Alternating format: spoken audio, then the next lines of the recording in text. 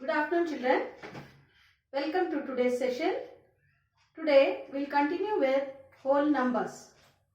Do you remember what you learned about whole numbers? Whole numbers, that is 0, 1, 2, 3, 4 and all the numbers are called whole numbers.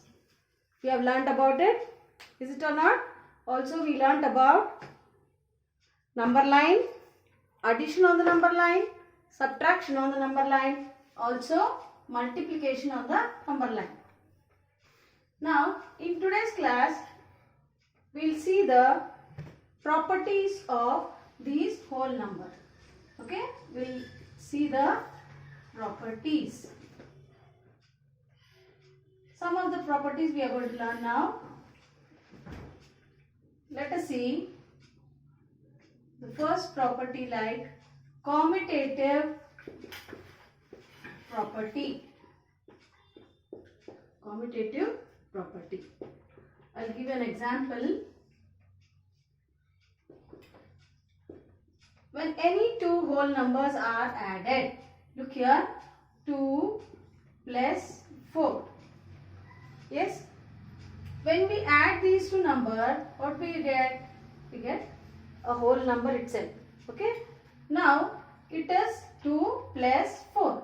Suppose if I add 4 plus 2, that means if I have interchanged the numbers and added, but still the sum remains the same.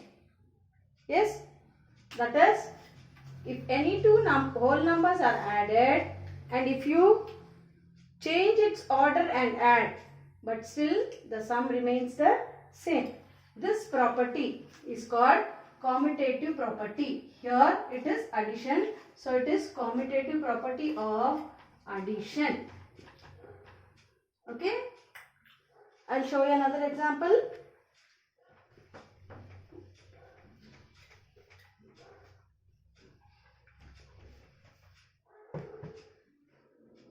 Suppose you think 12 plus 30. Same way, we'll interchange the number, that is, we'll change the order of adding, that is 30 plus 12. Do we get the same sum? Yes, of course we get the same sum. That is, here we get 42, here also when we add we get 42. This property is called commutative property of addition. Same way, we can see, we can even multiply. When we multiply any two numbers, suppose you think 4 into 7. Yes, same way we'll change the order of multiplication, 7 into 4. Do you think the product remains the same for both? Yes, of course it is same. 4 sevens is 28. 7 fours is also 28. This property is commutative property of multiplication. Here we have done the multiplication, so it is commutative property of multiplication. I'll show you another example.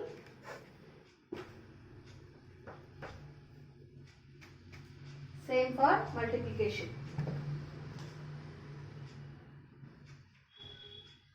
50 into 5, or we can change the order, 5 into 50. Yes, 50 into 5 is 250. 5 into 50 is also 250. Hope you have understood. This is called commutative property of multiplication, also for addition. This property, it cannot be used for subtraction and division. This is the property, that is commutative property. Yes, let us see the next property.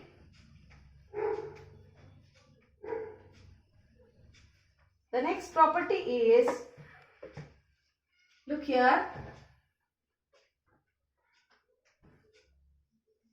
8 plus some number if you add, you will get back the same number, or any number. For example, 75 plus dash is equal to 75, or dash plus 138 is 138. Can you tell what can be filled in this blank? Yes, of course it is 0. 0 when you add to any whole number, or whole number is added to 0, we get back the same number. Yes, this property is called identity property. This property is called identity property. Can you tell which is the identity element here? Yes, 0 is the identity element. So, when 0 is added, or a whole number is added with 0, we get back the number as it is. So, this property is called identity property of addition. Identity property of addition, or additive identity. Additive identity.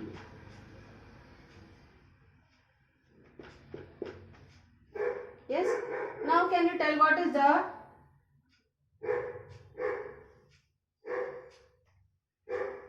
identity element of addition?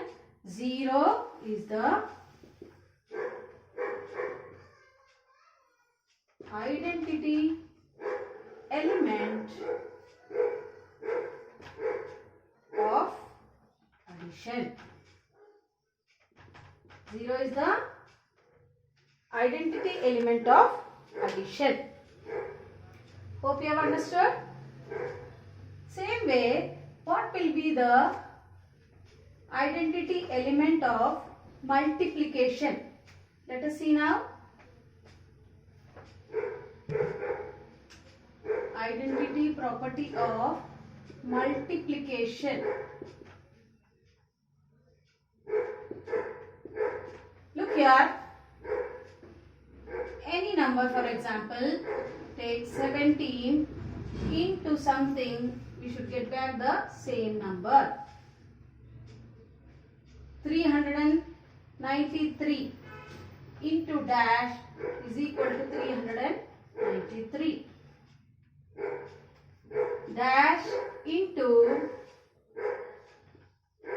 1050 is equal to 1050.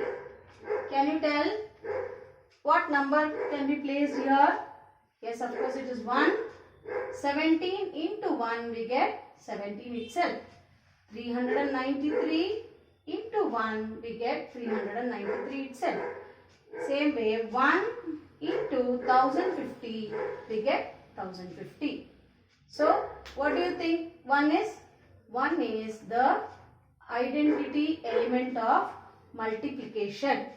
Yes. So this property is called identity property of multiplication, or we also call it as, multiplicative identity. It is called multiplicative identity.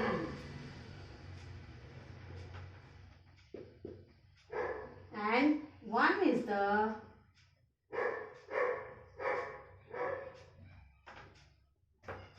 identity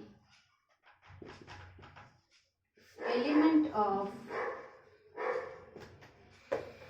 multiplication.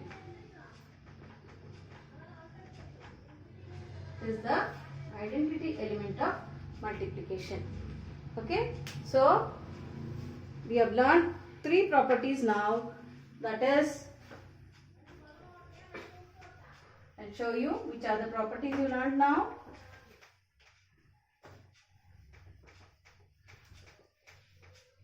The first property what you learned was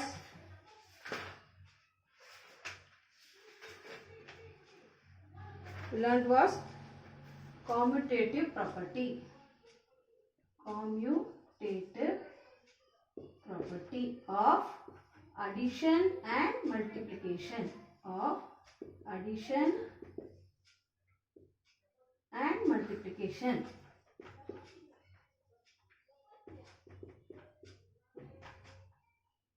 This property is when you add any two numbers or when you multiply any two numbers, if you change the order also, the sum remains the same in case of addition and the product remains the same in case of multiplication. That is the property, commutative property of addition and multiplication. The next one what you learned was identity property. Identity property. Among that we have learnt about addition. What is the identity property of addition? When 0 is added to any number or a number is added to 0, we get back the number as it is. That property is called identity property of addition. And what is the identity element? 0 is the identity element. Then we learn identity property of multiplication. This property is when 1 is multiplied to any number or a number is multiplied to 1 to get back the same number. That is the identity property of multiplication. And of course, 1 is the identity element of multiplication. So these are the properties, few properties we have learned in today's class. Okay children? So there are many properties of whole numbers. In that, few properties you are learning now.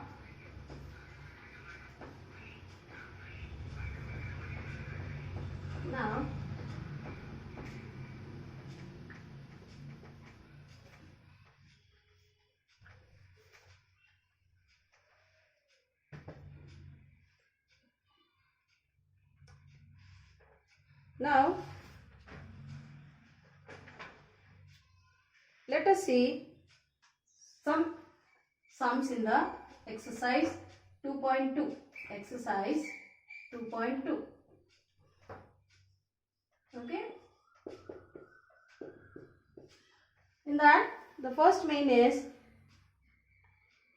find the sum by suitable rearrangement. The first sum is 837 plus 208 plus 363. That is, they have asked you to add by suitable rearrangement to make it easier. Yes. Now, if you see this, instead of adding the first two numbers, we can add the first and the last number first. See here, 837, 363.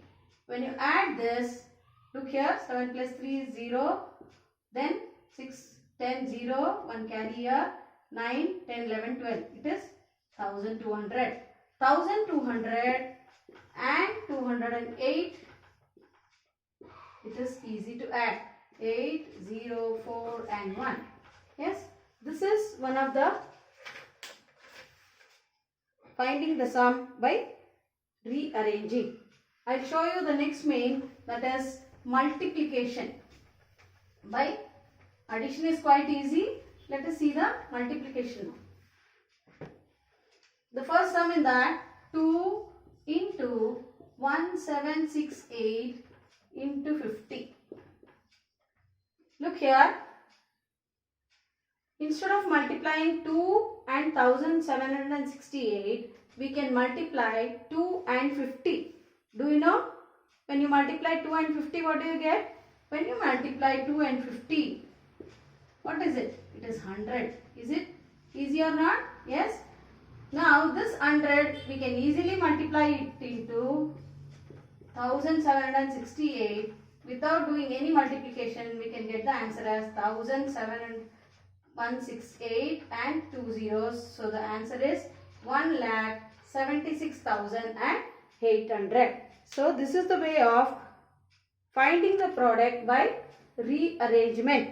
Instead of multiplying this and after that with that answer multiplying this is very easier. So 2 and 50. When you get a sum, you first look into the numbers, which numbers can be multiplied and which can be obtained easily. Okay? Okay children?